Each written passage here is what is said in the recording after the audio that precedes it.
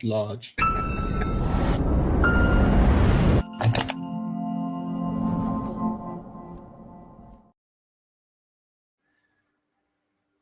So this past Saturday, we had American and Israeli missiles and bombs hitting targets across Iran, specifically in the capital Tehran, confirmed amongst the dead, the former Ayatollah Khamenei.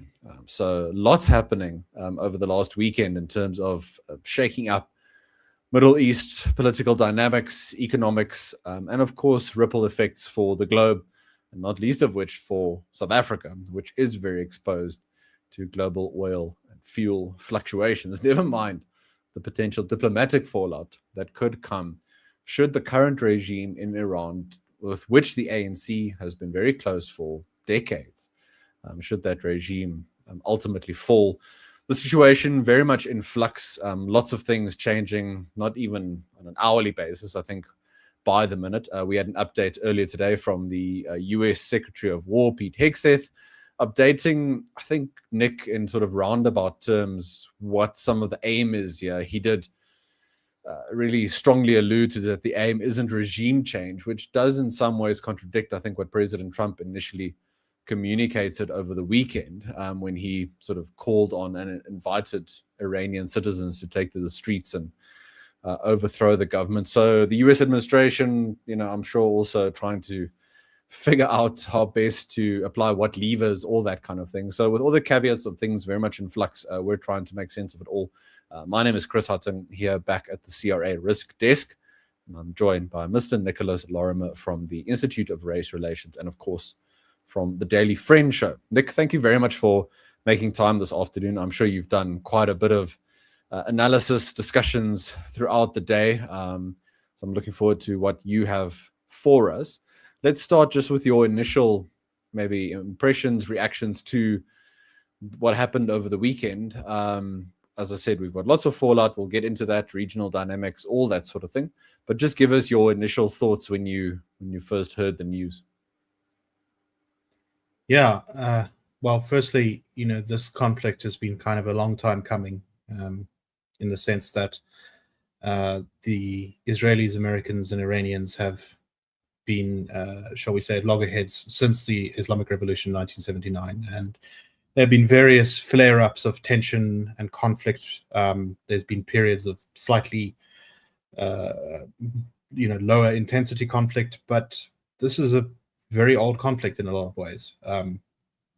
When I think they estimate that something like 600 troops in Iraq, for example, were killed directly with the assistance of the Iranian American troops, that is, were killed with the assistance of Iranian weapons and roadside bombs and that sort of thing. So in a sense, I was not surprised. And of course, we had the long build-up about this before this. There was, of course, these ongoing negotiations, but it was becoming clear that there was no give, I think, on those. They didn't look like they were going anywhere, which is perhaps why these strikes happened. As per what we've seen in June of last year, and with many US and Israeli operations, very efficient, devastating initial attacks with an element of surprise, enormous air power being brought to bear, very significant portions of the Iranian government being wiped out very quickly, including the supreme leader, which is, of course, the most notable part. But the question is, where to now? And I think that's a question which no one really knows an answer to. You mentioned that Hegseth said that this is not a regime change operation. He also, in the same speech, said this regime sure did change and the world is better off for it. And this is sort of at loggerheads, as you alluded to, with Trump encouraging the Iranian people to rise up and overthrow their government, which would change the regime. Now, I guess what the US is saying here is they're not going to put troops on the ground to effect some kind of regime change. But that doesn't mean, I think, that this is not, at least in part, at least originally, was conceived of as a regime change operation. there are major questions as to what happens next. One of the theories has been floating around in the foreign policy space that the Iranian regime is seriously delegitimized, that it is unpopular, and that if the hardliners at the top of the government were eliminated, that the regime might crumble. Now, that may be true, but we honestly don't know. And I don't think the Americans know, I don't think the Israelis know. I think that's been a bit of speculation in a sense as to whether that is possible, that's the case. I guess we're going to see, considering that so much of the senior leadership has been wiped out. There was the recent huge massacre of protesters by the Iranian regime in across the country. So it's unknown what state the opposition is in the country. The opposition is divided into numerous camps. There's the MEK, I think they're called. Sorry, the acronym escapes me now. Who I think are based next door in Iraq and also have been previously based in Albania. They are one group opposing the regime. There's the son of the former Shah of the Pahlavi dynasty, who are also another group. There are various other ideological groupings within the country. So the opposition itself is not united. So it's not clear whether they'll be able to form some kind of coherent bloc to overthrow the state. So we really don't know, I think, what the next step is here. The conflict is certainly going to, I think, continue for a while. There's at least going to be shooting until one side runs out of ammunition. There is some discussion, there was reporting in the Wall Street Journal that the US is trying to achieve significant damage to the Iranian regime before it runs out of munitions. It's unknown how many munitions the Iranian government has in stockpile. I'm sure the Americans and Israelis have done their best to destroy those stockpiles ahead of time. But, there's so much we just don't know. This is all compounded by the fact that the internet has been shut off to Iran by the Iranian government, which reduces the flow of information from it. So, Chris, a lot of stuff I said there, but yeah, I think for me the real unhelpful conclusion from all of this is that things are still very uncertain. No, 100%. I mean, if you just look at how the remaining government in Iran, and I link it also here, of course, to the IRGC, the Islamic Revolutionary Guard Corps. I mean, you've probably got around 1 million people in some kind of way involved in the IRGC. I mean, different levels, how much of their livelihoods, their interests form part of being part of the IRGC. So one thing for that to be under threat, but also just the very different reactions by millions of Iranian citizens. So many people taking to the streets and celebrating what's happened. Many others taking to the streets and mourning the death of the Ayatollah, concerned about what's going to happen next. You've got the reaction by the parts of the government that remain in retaliation against the US, but also then hitting targets in other countries, Gulf countries, and possibly drawing up the sort of anti-Iran coalition amongst those who maybe otherwise would have been okay with it, would have gone along with some of it up until a point, all that kind of thing. So really all very much in flux and shifting, I think, very, very quickly. It's interesting, just the implications, of course, to global energy supply. The immediate focus is on things like the possible closure of the Strait of Hormuz and the implication for oil supply. I should mention fertilizer, gas, those energy goods that go through the strait, the impact on places like Europe could be especially dire. What have you made of not how the US and Israel have, what they tried to do here and just in the immediate few days afterwards, but how other countries are dealing with it? So those countries in the Middle East, like Saudi Arabia, maybe how some European countries are, how are they trying to deal with it? So it looks, I think, like the scope of this is set to expand, and already has expanded. The Iranians don't have the capacity to really hit back at the US in a significant way, except perhaps through terrorist attacks. And their ability to hit Israel is somewhat limited by the fact that, well, it's quite a long way to Israel. have to shoot missiles over Iraq and Jordan. Jordan, and Saudi Arabia have often helped Israel and the US shoot down projectiles headed towards Israel. So Iran has chosen to hit what it can.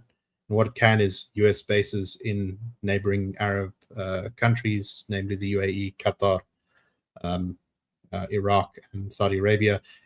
But also, and this is the kind of interesting part, to also hit targets in that are very definitely not US or Israeli military assets in those countries. So I saw major oil and gas infrastructure of Saudi Arabia and Qatar have both been hit. So I suspect that there will be at least some disruption. I think a few hours ago, the Qatari government announced that it was going to be suspending production of natural gas due to damage to its infrastructure there. It's, of course, proving an insurance nightmare to send a ship through the Straits of Hormuz right now. It's funny how insurance is so powerful to determine these things, but when it comes to shipping, I suppose you don't want to take a risk as big as losing a whole ship. There are some ships, I believe, that are traveling through the Straits of Hormuz, but the traffic has largely slowed.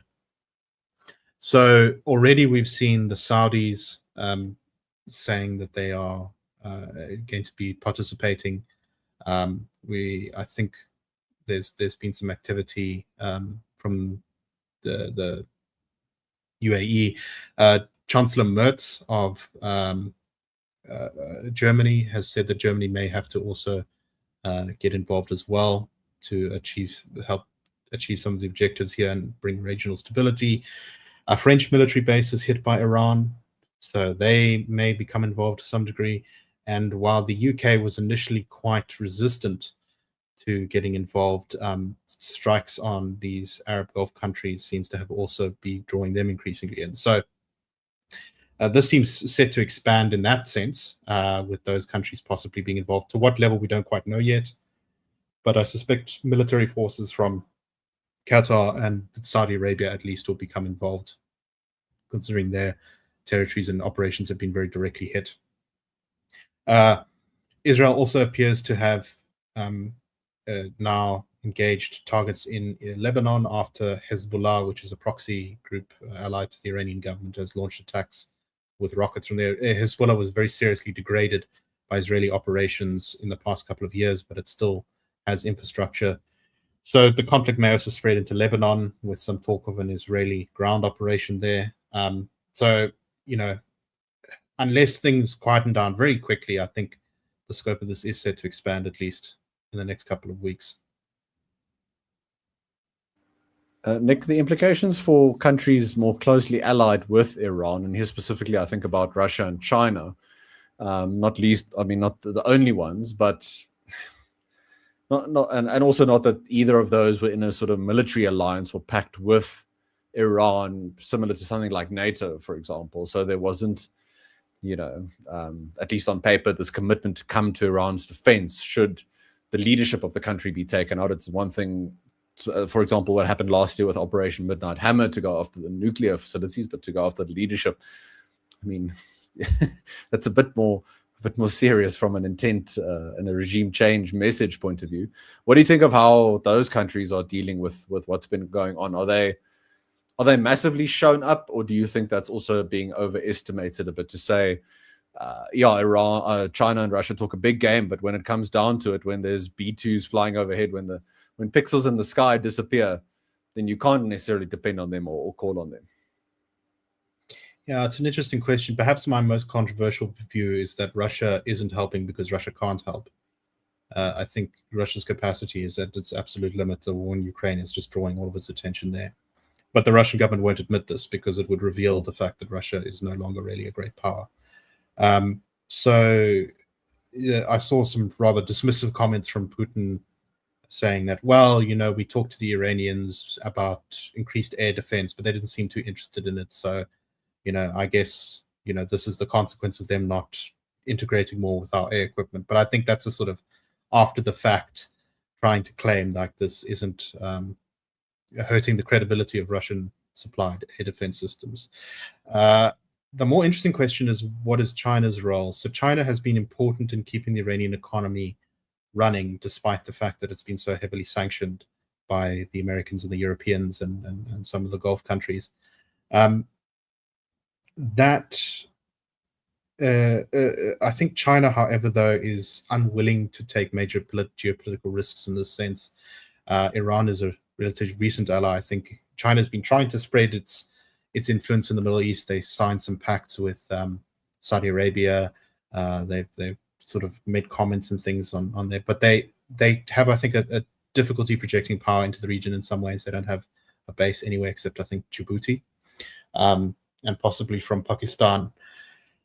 But I think that China is not going to be willing to try and prop up a leaking, sort of disintegrating ship, which is, even if the Iranian regime survives, this is not exactly going to be, I think, a very strong regime going forward, at least for a while, because of the damage being inflicted on it. So I think the Chinese are going to try and sort of play a supportive role towards Iran in the background, but not really risk anything too much. They will probably make an appeal to law and order and try to cast the US as a sort of rogue nation, and then say that no. But in contrast, China is calling for dialogue and peace and stability, and that we're actually the trustworthy, responsible partners in this situation. But I think this is more kind of demonstrating the fact that sort of alliance between Russia, China, and Iran has sort of limits, in that they're not willing, really, at the end of the day, to put their skin on the line for each other. They're willing to trade and cooperate on defense issues, but they're not going to take major geopolitical risks for each other. Nick, just on that point around sort of alliances in rhetoric or in reality, what it means for how countries navigate this particular moment. So you've got one particular country, in this particular case, South Africa, that puts a lot of stock in the concept of multilateralism, of compromise, of negotiating, of national sovereignty, international law, qua international law, just the sort of ideal concept thereof. You've got President Ramaphosa and Durko. They called for, sort of cooler heads, for negotiation, that nothing gets solved by conflict. Those statements over the weekend. And also, additionally, you just had today the announcement that, as co-chairs of the Hague Group, South Africa and Colombia have called for an emergency meeting on accountability and the enforcement of international law in The Hague on the 4th of March. Over 30 states are confirmed to attend. So how does South Africa navigate this moment? Is it just, I guess, continue the desire for what they thought was the status quo? There's international law, there's these multilateral institutions, we support the processes, it must be talked about, it must be engaged, but we're not going to send an armada or anything to go and help Iran. Well, we don't have an armada to send, but well, yeah, look, there's a much larger discussion here to be had about what do we mean by international law, what do we mean by sovereignty, all these sort of things. I think there's sort of some kind of contradiction in some terms between sovereignty and international law. If a nation is completely sovereign, then it's not subject to international law. But yeah, look, I honestly wonder whether international law should have its name changed to international best practice or international code of conduct, which is a far more realistic description of what it actually is. Yeah. It's more like it's not a real thing in the sense that it can't really be enforced, because there is no enforcement mechanism. So countries always appeal to international law when it suits them, and then they sort of reject it when it doesn't suit them. Abusingly, Russia, which is kind of completely ignored international law and its dealings with Ukraine, then is appealing to international law against the US with regards to Iran, and countries do this all the time. So, it's kind of sometimes a useful talking point for middle powers that don't have much ability to influence things, to kind of get themselves into the conversation, I think, and adopt a sort of pragmatic middle point of view. But South Africa really doesn't have the capacity to influence what's going on. We don't have hard power, we don't have soft power that can do anything on this. And so pragmatically, even though the ANC still has this warmness for Iran, which is, I think very foolish. Even if you thought that the Iranian regime was the most wonderful thing ever, pragmatically it doesn't make any sense to try and involve South Africa, I think, in this dispute. It just doesn't have the capacity to get anything positive out of this, and only draw blowback on us, as increasingly sticking our necks out for these authoritarian regimes when there's very little reciprocating from them. Yeah, very, very much so. Nick, when it comes to potential fallout, I did mention things like impact on oil markets, on gas supply, fertilizer, very important, of course, for South Africa's agricultural sector and output. I think we only have one functional refinery, and even that isn't at full capacity. So we're so reliant on imported oil, fuel, refined petroleum products, all that kind of thing. Should the situation escalate, what else do you foresee just on potential impacts economically? So it could be on South Africa specifically, but maybe globally or regionally, apart from those sort of energy considerations. What else do you want to flag perhaps for us to keep in mind here? Yeah, sort of shipping more generally. We've of course got the fact that the Houthis are another ally of Iran based in Yemen. Maybe they might get involved in attacking stuff in the Red Sea, shipping through there.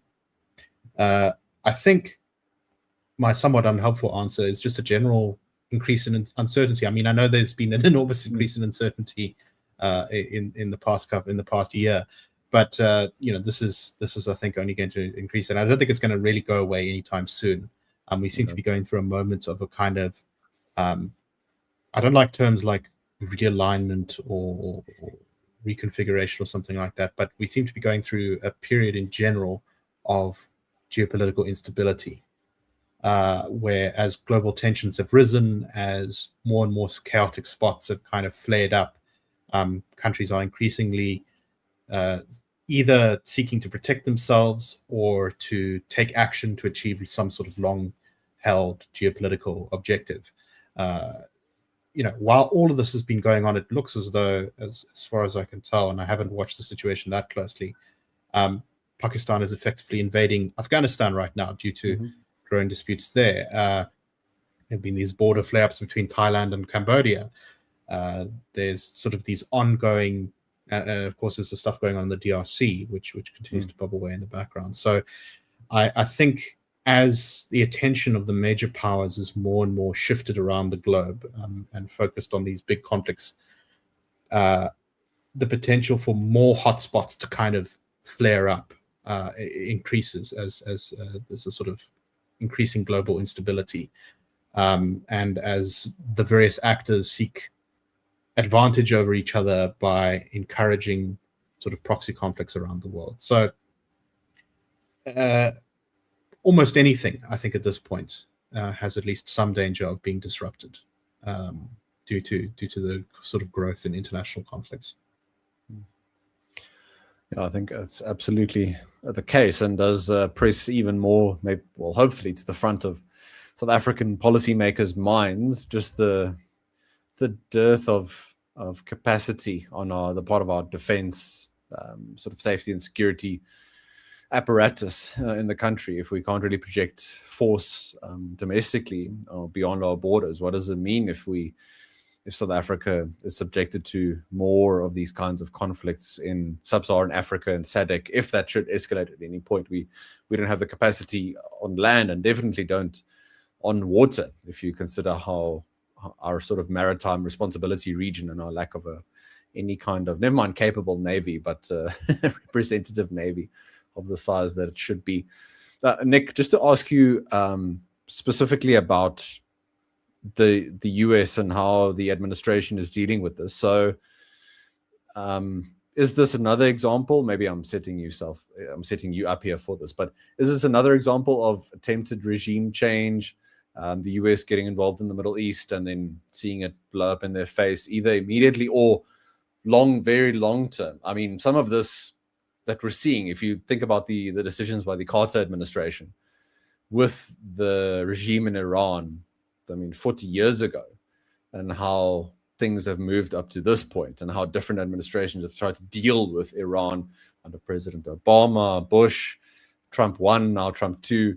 What do you make of how they're getting involved here? Are you giving them 5 stars? Are you giving them 1 star?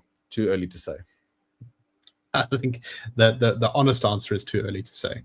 There's multiple scenarios of how this shakes out. I guess the best case scenario is that there's a sort of democratic uprising in Iran, that the current regime is overthrown, and a new regime comes to power, which is far more interested in economic and development and the welfare of its people, and is less interested in sort of foreign adventurism and grand empire building that the current Iranian regime is interested in. And that's, I guess, what the Americans are sort of hoping for ultimately, is that they can enact a regime change, although they don't want to call it a regime change, but enact a regime change without having to risk a lot of lives and money. It's one scenario. We don't know. I think it is possible. There are people in Iran who are very fed up with the current regime and have protested and given their lives to establish that kind of Iran. Many of them may have been killed, so we don't know how realistic that is.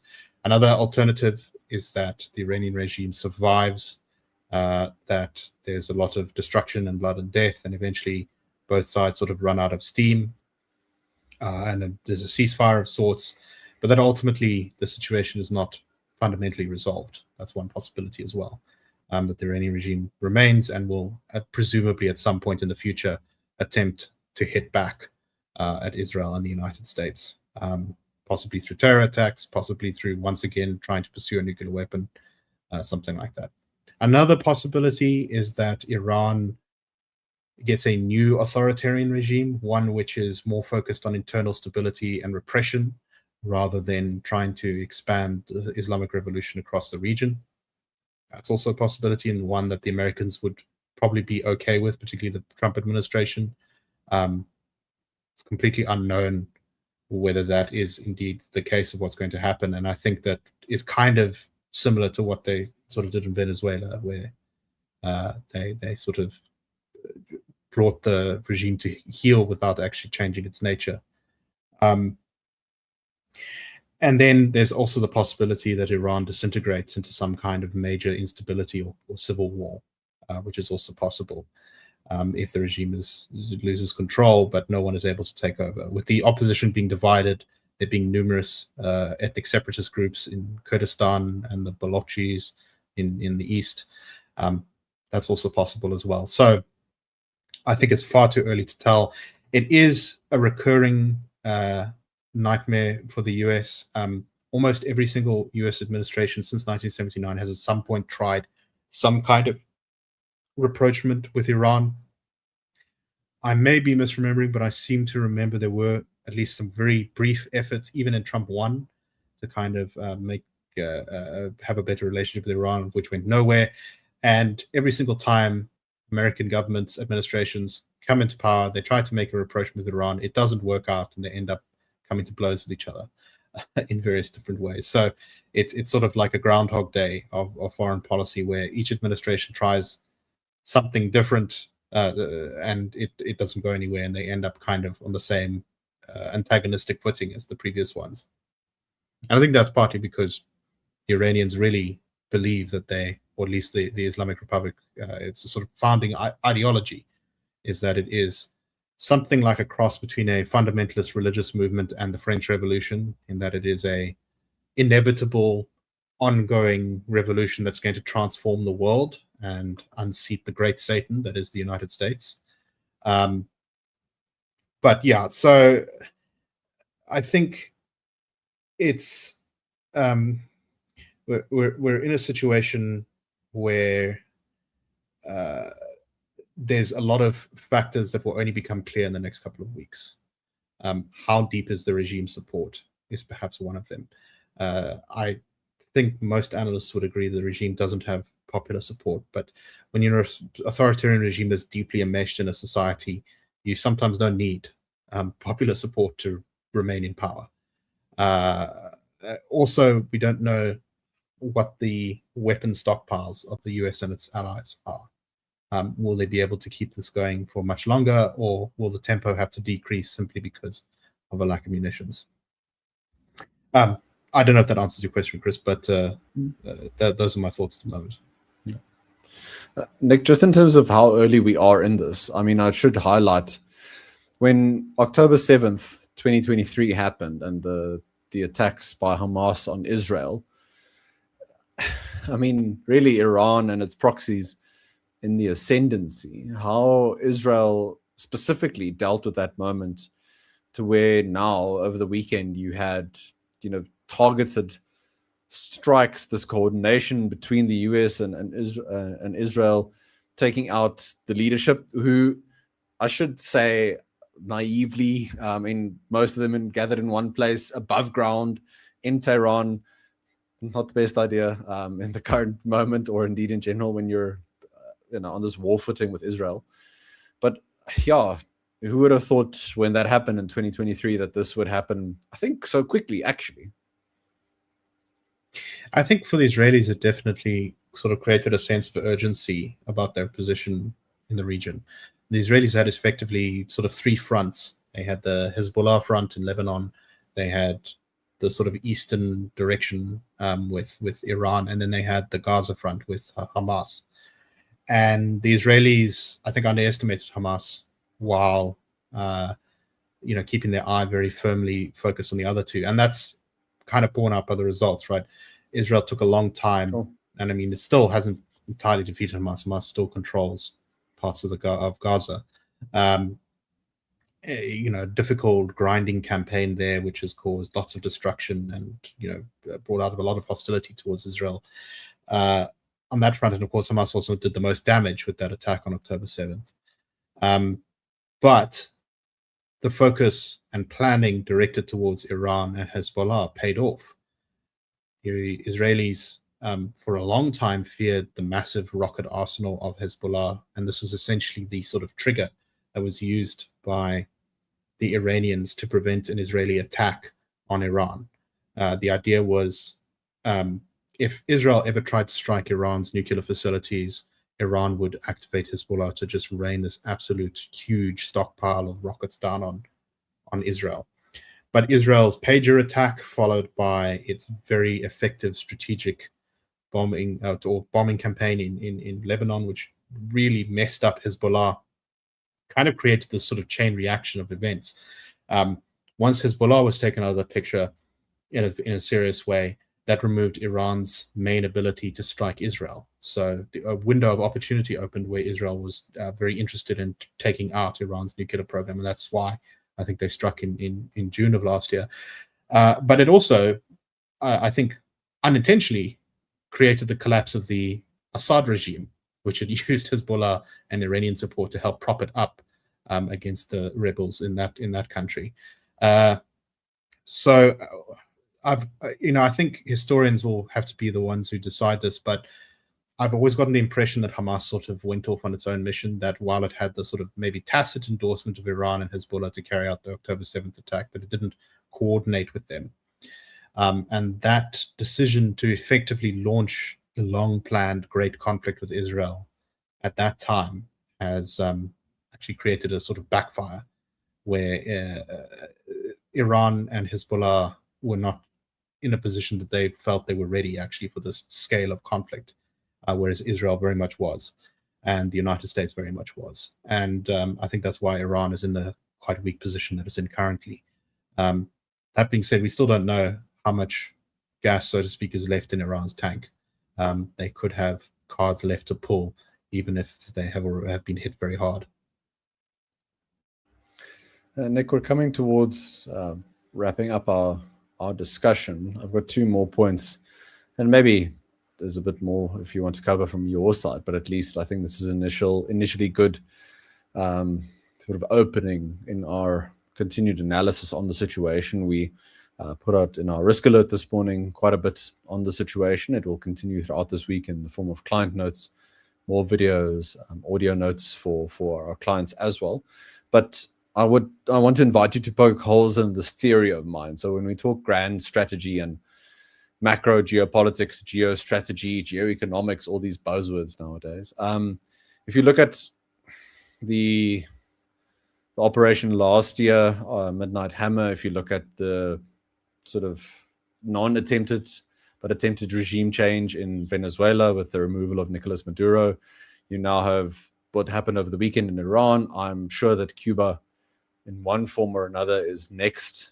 I see the fingerprints of the Secretary of State, Marco Rubio, of all of this. And I put forward the theory or the idea that the US is, under President Trump, trying to weaken wherever possible bonds, access to resources, etc., between these different countries and regions and China. Not to say that they're predicting a hot war with China coming, but to just possibly not isolate China, but to just weaken some of those bonds and those links. What do you think of that? And please, as I said, I invite you to poke holes in that theory.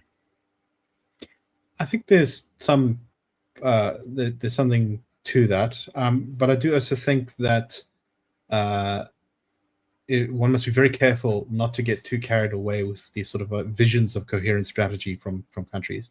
All countries have tend to be more focused on domestic than foreign politics, even very authoritarian regimes. And very often what's going on in their foreign policy is actually far more to do with their domestic politics, right. In some ways. That is one framing for how the US is conducting itself around the world, and it's a plausible one. I don't know if it's true or not. Another is that there are various factions within the Trump administration who have remarkably different views on foreign policy. That Marco Rubio, for example, has a far more interventionist view of things, whereas there's a sort of neo-isolationist group spearheaded by people like Elbridge Colby and possibly J.D. Vance, which are far more interested in a much more restrained American vision. Now, publicly, they all have to pretend to be on the same page, but behind the scenes, they're almost certainly combating each other. Did Trump want to strike Iran because there was this great strategic opportunity? Well, probably yes. But it's also because maybe there was some argument inside the administration about domestic strength or trying to get a win before the midterms. Did the US want to take out Venezuela because they are trying to remove a source of Chinese and Russian alliance within the Western Hemisphere? Possibly, but also maybe it's because they were hoping to bring down oil prices and petrol prices before the midterms as well. So, until the sort of final book on this is written, we don't actually know what precisely is driving the administration here on some of these things. And I think that's true for any country. The Iranian regime as well also has factions within it.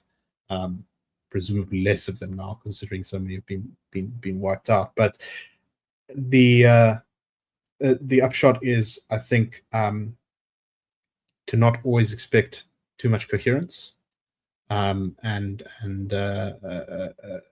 to sort of analyze. You can look at the overall picture, yes, but also be cautious about assuming that everything is going to some sort of master plan here. It's always so humbling and sobering getting to talk to you and having holes poked in all these theories. So we do appreciate that in our analysis. Nick, very last point. I just wanted to link it to the midterms that you highlighted. So in terms of timelines, and not to put you on the spot, but maybe in a roundabout way to put you on the spot, you mentioned the munitions available to the US, to Israel, on the other side to Iran, to the Houthis, maybe to what remains of Hezbollah. So who runs out of munitions first, but also just the time pressure of the upcoming US midterms later this year. An administration, I think, unpopular in many quarters, under pressure from a cost of living, energy prices point of view. So the timeline pressure to get this thing resolved in the best kind of manner possible. Do you think that will add to public statements and to sort of private calculations behind the scenes and possibly lead to mistakes, given, president will want to sell this narrative and these victories to the American people? The last thing the Trump administration wants now is for this to go on for an extended period of time, or there to be significant US casualties. And that is definitely going to be a major time pressure on them. Politically speaking, it's not clear that there is that much support for this conflict. A majority of Republicans support it, but that's to be expected. That's the president's party. But even there, polling I've seen suggests that it's only around 2/3 of Republicans, which is actually kind of a low number. I saw some polling about the question of whether killing Khamenei was correct. There was sort of 47% said no, 40% said yes. So a lot of sort of undecided people. And, the American public has shown its ability to swing wildly on foreign policy questions all the time. Middle Eastern intervention was extremely unpopular in the mid-2010s until ISIS filmed themselves cutting off the heads of some journalists. And then immediately attitudes rapidly changed to bring a lot of Americans around to the idea of intervention in Syria and striking against ISIS. So it's difficult to say where the American public will go, and I think a lot of it will be based on success. If this doesn't wrap up quickly, particularly because I don't think the administration spent enough time making its case about why this conflict was necessary, it could rebound very badly politically for the Trump administration. However, if the regime collapses and something better seems to take its place, the administration could get a win there. The last thing, though, the thing that will definitely be bad for them is if people still feel the need to talk about this as either an ongoing or a major point by the time we get to November when the midterms are actually held. That would be a disaster, I think, for Republicans, because American voters in general are very concerned about cost of living. They don't rate Trump particularly highly on this front so far, according to polling that has been done in the US. And so this very much risks him spending political capital that he may not have. So he kind of needs this, I think, to go well, or else it is going to cause what was already going to be a problematic midterms for him to become more difficult. Yes, indeed. So let's see exactly how quickly this shakes out. Nick, I'm going to wrap us up there. Thank you very much for your time. As I said, you've already done quite a bit of work on this today, so we appreciate you late in the afternoon joining us here on the CRA channel. To all of you who joined us, thank you, of course, very much for giving us your time for our analysis. I should mention, just in closing, with all of us who work in this kind of thing, who get to read about it, write about it, talk about it, all that sort of thing, I don't want to lose sight of the Iranian people, and I really hope that this works out in the best possible way for them, given what their parents, their grandparents have endured. At this now, nothing will be perfect, but let's hope that this all works out in the best possible way for the people of Iran. So yeah, we're going to end it there. Look forward to much more from the CRA in the next few days and weeks on this issue and a lot more else. Thank you. And this has been Chris Hattingh at the CRA Risk Desk. Take care.